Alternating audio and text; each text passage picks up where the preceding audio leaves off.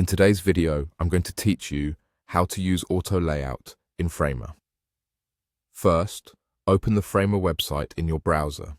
Once the workspace loads, navigate to the project you want to work on and open your design canvas. Give the page a second to load all assets so the interface stays responsive while we make changes. Next, prepare your button frame. If you already have a button started, select the frame that contains your button label and any optional icon. If your text and icon are separate, place them together inside a single frame and name it clearly so you can find it later. Keeping the button contents inside one frame is important because auto layout manages spacing, alignment, and sizing for everything inside that container.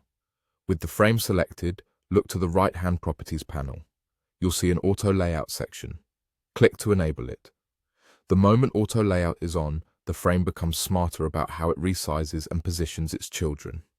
To adjust its size, choose how the frame should behave.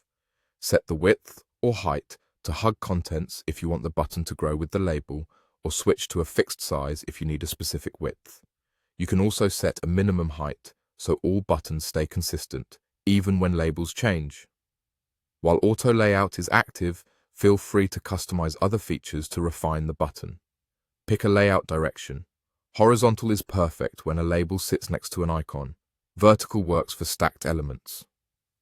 Increase or decrease padding to control the space between the text and the frame's edges and adjust the gap to fine-tune the distance between items inside the button.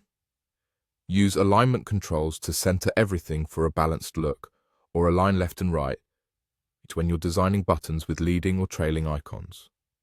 If your design system uses consistent spacing tokens, type them directly so the values stay predictable.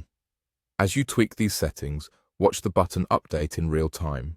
Try longer and shorter labels to confirm the layout flexes gracefully. When you're happy, you've essentially taught the button how to behave, so future edits are faster and more reliable.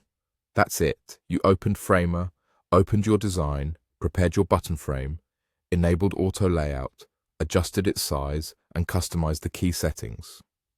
Save your work and you're ready to reuse this button anywhere in your project with confidence.